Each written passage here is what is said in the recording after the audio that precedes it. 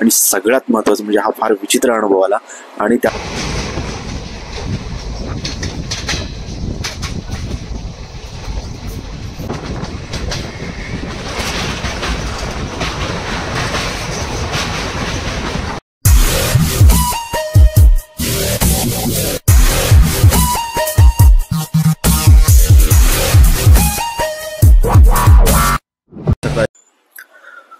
Welcome back to the channel. आणि आज मी धाराशिववरून निघालोय आणि आता निघणार आहे पुण्याला.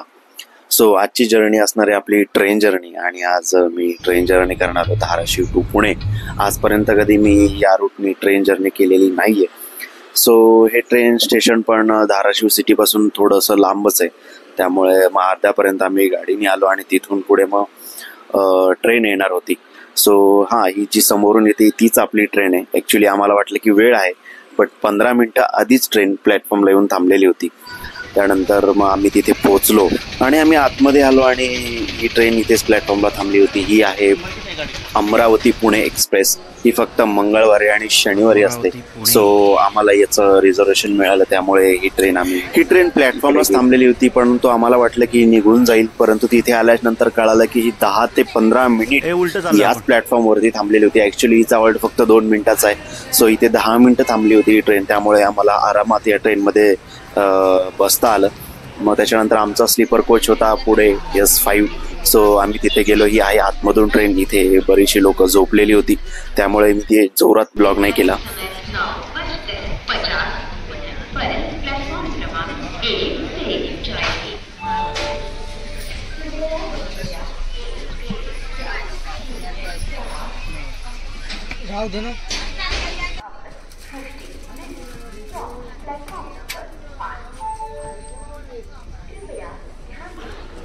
आणि आता आपली ट्रेन चालू झाली आणि आता आपण निघतोय पुण्याला. आणि आता प्लॅटफॉर्मवरून ट्रेन निघतीये. आता वाजतायत सकाळचे 9:50 आणि हिचा पुण्याला पोहोचण्याची वेळ आहे 4:25. सो बघूयात किती वेळ लागतोय, कशी जर्नी असणार आहे, कसा ट्रॅक आहे, किती स्टेशन येत आहेत, किती वेळ लागतोय. आणि जवळच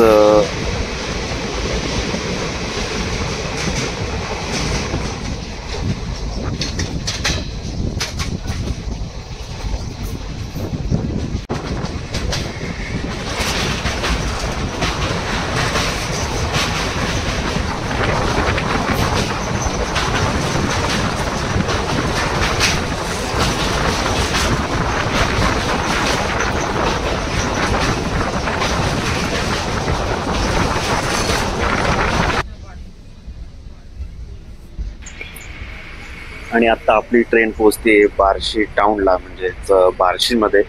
आणि एक साधारणपणे अर्धा तासाचा फक्त डिस्टन्स आहे धाराशिव टू बार्शी. आणि आम्ही अर्धा तासामध्ये लगेच बार्शीला पोहोचलो.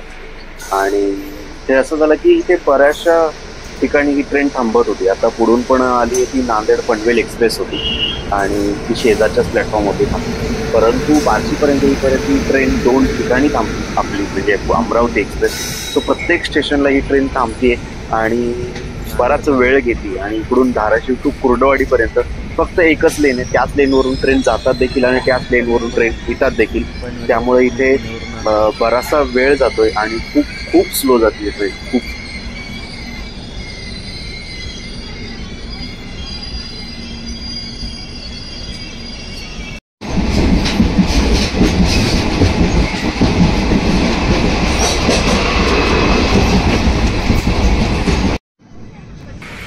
आणि परत एकदा ट्रेन इथे शेंद्रीच्या इथे परत एकदा थांबली. इथे परत एकदा 2 ते 5 मिनिटं थांबून परत ट्रेन पुढे निघाली. सो इथपर्यंत येईपर्यंत आम्हाला 3 ते 4 स्टेशन लागले आणि प्रत्येक स्टेशनला ही ट्रेन थांबत होती. सो मी त्याच्याकडे लक्ष न देता मी बाहेरचा हा मस्त व्ह्यू पाहत होतो. मस्त अशी शेती चाललेली होती बाहेर आणि मस्त हिवाळ्याचे दिवस चालू झाले, त्याच्यामुळे झाडे देखील बहरून आलेले होते आणि मस्त हिरवगार शेती अशी दिसत होती इकडे. सो मी ती पाहत होतो.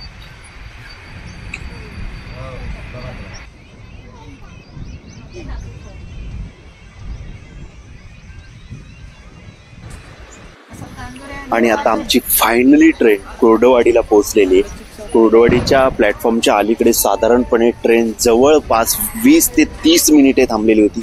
इतका कंटाळा आला ट्रेनमध्ये बसून आणि खूप खूप उशिराने ट्रेन चालू आहे। साधारणपणे कुर्डुवाडीला या ट्रेनचा पोहोचण्याची वेळ होती 11:15 आणि ही ट्रेन पोहोचलेली आहे जवळपास 11:50 म्हणजे जवळपास 40 मिनिटे ही ट्रेन लेट आहे आणि इतका कंटाळा आला ट्रेनमध्ये बसून। सो फायनली आता कुर्डुवाडी आले आणि इथून आता ट्रेन कदाचित 40 मिनिट जी लेट आहे सो तो जो टाईम आहे तो टाईम कमी करण्याचा प्रयत्न करेल बिकॉज ऑफ कुर्डुवाडीपर्यंत एकच लेन असल्यामुळे तिथे ट्रेन बऱ्याचशा स्लो चालतात आणि इकडे मग पुणे सोलापूर हा मोठा महामार्ग आहे त्यामुळे इकडे ट्रेनचा स्पीड बऱ्यापैकी असतो। त्यामुळे सो बघूयात की आता स्पीड वाढतोय की काय होतोय की ट्रेन लेट होतीये पुण्यापर्यंत।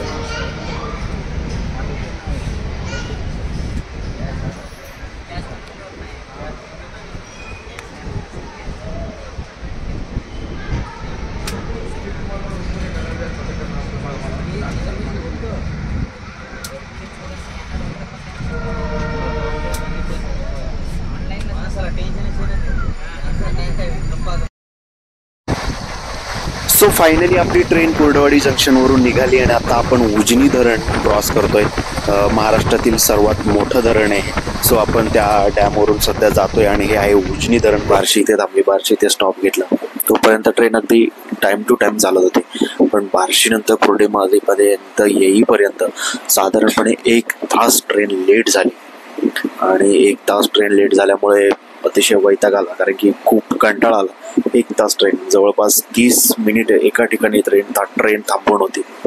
सो एकदम वर्स्ट ट्रेन आहे आणि सगळ्यात महत्त्वाचं म्हणजे ट्रेन अतिशय घाणेरडी, वॉशरूम अजिबात व्यवस्थित नाही आहेत आणि म्हणजे मी आतापर्यंत जेव्हा पुणे ट्रॅव्हल केलं सगळ्या ट्रेन व्यवस्थित होत्या but I don't know he train अशी काय अमरावती पुणे लोकांनी तितकीच घाण केली, लोक कसेही वागतायत आणि ट्रेन पण घाणेरडी। मग आता ट्रेन आधी स्वच्छ होती लोकांनी घाण केली आय डोंट नो बट लोक पण त्याच लेवलने घाणेरडेपणा करतायत।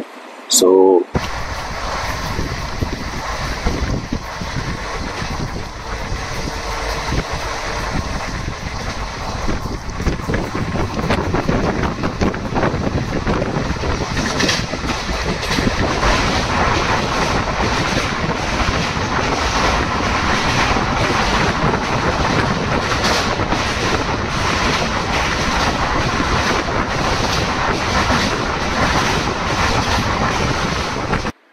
आणि फायनली आपण दौंड जंक्शनला पोहोचलोय। म्हणजे मला या ट्रेनचं खरंच काही कळालेलं नाहीये की काय टाइम टेबल आहे नक्की या ट्रेनचा। कुर्डुवाडीपर्यंत ही ट्रेन जवळपास 40 मिनिटे लेट होती आणि आता दौंड जंक्शनला आम्ही पोहोचतोय तर जवळपास 20 मिनिटे ट्रेन लवकर इथे पोहोचली।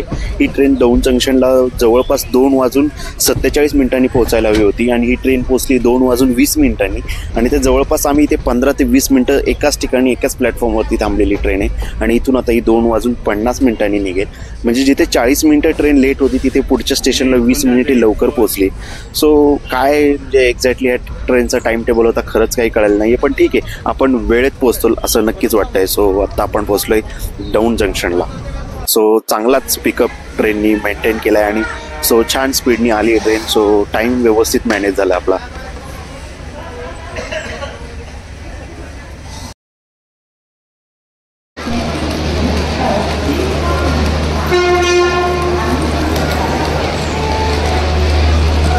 आणि आता फायनली पुणे स्टेशनला पोहोचलेलं आहे। सो आपली जर्नी एंड झाली आहे। मी काय पूर्ण ब्लॉग करणार होतो ॲक्च्युली मलाही फक्त ट्रेन जर्नी बघायची होती कारण मी या रूटला कधीच गेलेलो नव्हतो। सो आत्ता इथे पोहोचतोय पुण्यामध्ये स्टेशनच्या बाहेर आलं आपली कॅब बुक झालेली आहे। सो कॅब येईल आणि नक्की आणि बाहेरच आपली कॅब थांबली। सो आलो पटकन कॅबमध्ये बसलो आणि घरी निघालो। ही होती छोटीशी ट्रेन जर्नी कारण की मला ट्रेननी फिरायला फार आवडतं पण पूर्वी मिळायचं नाही। सो आता ट्रेननी फिरायला मिळतं त्यामुळे मी शक्यतो प्रयत्न करतो ट्रेननी सगळीकडे जाण्याचा। सो हा ब्लॉग तुम्हाला कसा वाटला नक्कीच कमेंटमध्ये सांगा आणि सबस्क्राईब करा म्हणजे तुम्हाला नवीन व्हिडिओची नोटिफिकेशन येईल।